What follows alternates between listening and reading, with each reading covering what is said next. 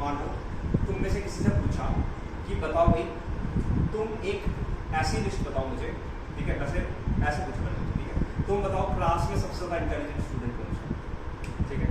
तो हो सकता है कि तुम में से कोई बोले किसी एक का नाम दिया, जैसे बोला कि रोहित है इंटेलिजेंट, ठीक है, लेकिन मैंने दूसरे से पूछा, उसने बोला नहीं रोहित नहीं है, उसने बोला कौन है, राहुल है, जैसे, ठीक है।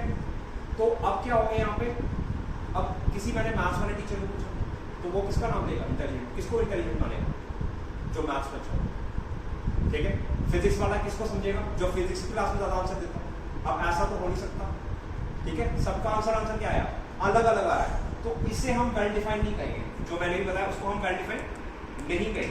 वेल डिफाइन क्या होता है, अगर सभी का आंसर एक जैसा होता है, ठीक है। जैसे कि एग्जांपल के तौर पर बताता हूँ, अगर मैंने प्रिंस को पूछा, ठीक है, प्रिंस बैठा मेरे सामने, मैंने इसको पूछा कि बताओ मुझे फर्स्ट 10 नेचुरल नंबर्स, तो ये कौन सा बोलेगा, बोलो प्रिंस कौन से, ठीक है, इसने बोला 1 2 3 से कहां तक, 10 तक, ठीक है। मैंने पवन से पूछा फर्स्ट 10 नेचुरल नंबर्स बताओ, इसने भी यही बताया 1 2 3 4 5 6 अप टू 10, ठीक है। मैंने रोहित से पूछा, रोहित ने भी सेम बताया, सबका आंसर सेम आया, तो इसे हम क्या कह सकते हैं, वेल डिफाइन कह सकते हैं। क्या कह सकते हैं इसको, वेल डिफाइन, ठीक है। एक और एग्जांपल देता हूं, ठीक है। मैंने क्या किया, मैंने बोला प्रिंस को जाके देख कर आओ 10th क्लास में कितने बच्चे हैं, ये गया, ठीक है, वहां देख कर आया, कितने बच्चे थे, 50 थे 10 से, ठीक है। फिर मैंने बोला इसको भेजा, फिर मैंने इसको भेजा पवन को, मैंने बोला जाके 10th क्लास में बच्चे देख कर आओ कितने हैं, ठीक है। इसने भी देखे, इसने भी, इसको भी कितने देखे, 50 ही देखे। मैंने इसको बोला उन 50 स्टूडेंट्स के नाम लेकर आओ जो तुमने देखे, इसने नाम लेकर आया, और तुम्हें बोला तो तुम्हारी लिस्ट क्या होगी, सेम होगी, क्योंकि तुम एक ही क्लास में गए थे। तो ये इसका जब मैं फॉर्मेशन बनाऊंगा कैसे बनेगी, वेल डिफाइन बनेगी। और जब भी हमारी वेल डिफाइन बनती है कोई चीज, हम उसे क्या कहते हैं, सेट कहते हैं। क्या कहते हैं, सेट, ठीक है। अब सेट को डिनोट किससे करते हैं, ठीक है, सेट को डिनोट करते हैं किससे, कैपिटल लेटर से। किससे करेंगे, कैपिटल लेटर से। अब कैपिटल लेटर हम ए से लेके जेड तक कोई भी यूज कर सकते हैं, ठीक है। तो मैं यूज करता हूँ ए इक्वल्स टू, ठीक है, जैसे मैंने एग्जांपल दे दी ये वाली, ये क्या है, सेट्स, ठीक है। सेट्स में जब भी यूज करना है लिखने के लिए कौन सी ब्रैकेट यूज करनी है, ये वाली तुमने पढ़ी होगी 6th क्लास में, कौन सी ब्रैकेट होती है, कर्ली ब्रैकेट, ठीक है। और जो इसके बीच में लिखे जाते हैं इनको क्या बोलते हैं, ऐसे मेंबर्स होते हैं, लेकिन सेट के मेंबर्स को क्या कहा जाता है, एलिमेंट्स। क्या कहते हैं इसको, इनको कहते हैं हम एलिमेंट्स। क्या बोलते हैं इसको, एलिमेंट्स। तो यहाँ पे ए सेट में कितने मेंबर्स हैं, कितने एलिमेंट्स हैं, यहाँ पे 3 है, 2 4 एंड 6, समझ आ गया। दूसरी चीज याद रखना, सेट में कोई भी 2 एलिमेंट सेम नहीं आते। अगर कोई चीज 2 बार आ रही है तो उसको एक ही बार लिखते हैं, उसको कितने बार लिखना है, एक ही बार लिखते हैं, 2 बार नहीं लिखते, समझ आ गई। किसी भी चीज को 2 बार नहीं लिखते, क्लियर हो गया। अब हम इसके आगे बात करेंगे किसकी, क्लियर हो गया, वेल डिफाइंड ऑब्जेक्ट, ठीक है।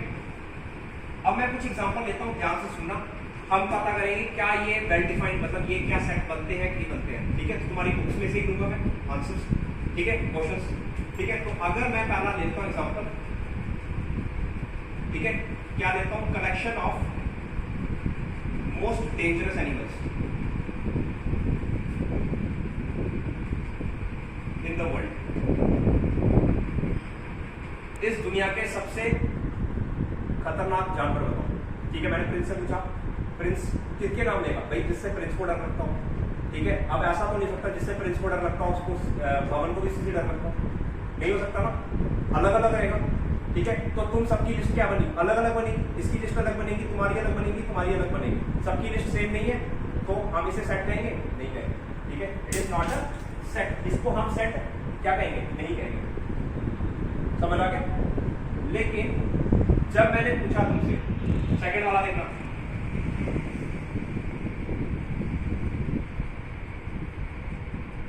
फर्स्ट 10 मल्टीपल्स ऑफ 5, मैंने क्या बोला, 5 के टेबल बताओ 10 तक, तो क्या आएंगे, कौन कौन से आएंगे, 5 1 5, कौन कौन से आएंगे, 5 10 15 20 25 30 35 40 45 50। अगर तुम सबसे ही पूछता हूँ, सबके आंसर सेम आएंगे, अलग तो नहीं आएंगे, सबका आंसर सेम आ रहा है, इसलिए क्या आएगी हमारी सेट है, ठीक है। आई बात समझ में। एक और लेता हूँ, मेरी तुम्हारी बुक का याद आ रहा है मुझे, ठीक है, ध्यान से देखना, इसमें 2 बताऊंगा, अलग अलग बताऊंगा, ठीक है। Collection of novels written by Premchand, Munshi Premchand सुना है ना, उन्होंने कितने नॉवेल्स लिखे हैं उसकी कलेक्शन पूछिए। और दूसरा मैं बोलता हूं फेमस नॉवेल्स ऑफ प्रेमचंद, या फेमस को छोड़ो, क्या वर्ड यूज करते हैं, गुड नॉवेल्स। ठीक है, अब हर एक का स्टोरी पढ़ने का इंटरेस्ट अलग अलग होता है। ठीक है, अब प्रेमचंद ने कितनी नॉवेल्स लिखी है वो तो तुम्हें आंसर मिल जाएगा, तुम गूगल पे टाइप करो नॉवेल्स रिटन बाय प्रेमचंद, सबको सेम ही आंसर मिलेगा। लेकिन जब बात आएगी गुड नॉवेल्स की तो हो सकता है भाई एक को कुछ और पसंद हो, दूसरे को कुछ और पसंद हो, सबकी सेम नहीं आएगी आंसर। यहाँ पे सबका सेम आएगा कि प्रेमचंद ने टोटल कितनी लिखी है। ठीक है, ये वेल डिफाइंड है, लेकिन ये वेल डिफाइंड नहीं है। ये वेल डिफाइंड क्यों नहीं है? क्योंकि यहाँ पे हमें नहीं पता, यहाँ पे हमें मालूम ही नहीं है कि कौन सी वाली अच्छी है, सबका टेस्ट अलग अलग होता है। ठीक है, हो सकता है किसी को कोई और नॉवल पसंद आई हो, किसी को कोई और, तो ये वेल डिफाइंड नहीं है। तो जो चीज वेल डिफाइंड नहीं वो सेट नहीं, तो ये सेट नहीं है, जबकि ये सेट होगा। क्योंकि यहाँ पे हमने किसकी बात की है, खाली एक पर्टिकुलर हमने कंडीशन नहीं लगाई है, हमने जस्ट बोला कि जितनी भी नॉवेल्स लिखी है सारी ले लेंगे। क्लियर है तब? ठीक है, आगे हम दो साइड्स की बात करेंगे।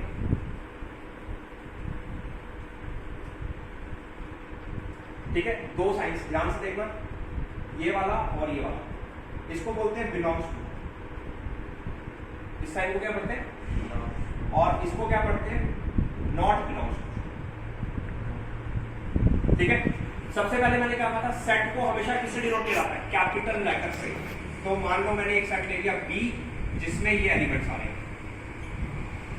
ठीक है, अब जो जो इसमें एलिमेंट्स आ रहे हैं कैसे लिखने हैं, वो वन बिलोंग्स टू बी ऐसे लिखते हैं। मतलब इसको पढ़ा जाए तो क्या ऐसे पढ़ते हैं मैथ्स में, वन बिलोंग्स टू बी, और ऐसे पढ़ेंगे one is member of B. ठीक है, और जब भी मेंबर लिखना है जैसा बीच में लिखा है, देखो इस ब्रैकेट को छोड़ के जैसा बीच में लिखा है वैसे ही लिख देना। समझ आ गई? बताओ 3 आ रहा है बी में, बताओ मेरे तो क्या आएगा साइन, डज नॉट बिलोंग। क्या आएगा, डज नॉट बिलोंग। अब ध्यान से देखना मेरी बात, 5 आ रहा है तो क्या सा साइन आएगा, बिलोंग्स टू परसेंट। ठीक है, अब मान लो यहाँ पे एक और एलिमेंट होता, अगर यहाँ पे एक और एलिमेंट होता और वो ऐसे होता। ठीक है, अब क्या होगा, जैसा देखो ये ब्रैकेट छोड़ के जैसा ये लिखा हुआ है वैसा का वैसा ही लिख रहा हूं। 3 बिलोंग करता है बी को, ये वाला नहीं बिलोंग करता। कौन सा है, जो 3 कर्ली ब्रैकेट्स के अंदर है वो बी को बिलोंग करता है। फर्क देख लो दोनों में, ये ब्रैकेट्स को छोड़ के फिर ब्रैकेट लगी थी इसलिए बिलोंग्स टू का साइन आया। ये अभी भी ठीक है, अभी भी 3 बिलोंग नहीं कर रहा उसको, क्योंकि 3 के साथ जो ब्रैकेट्स वो बिलोंग कर रहा है। फर्क पता लग गया? ठीक है, belongs to not belongs to का साइन पता लग गया। ठीक है, चलो इतना ही रखेंगे इसको अभी।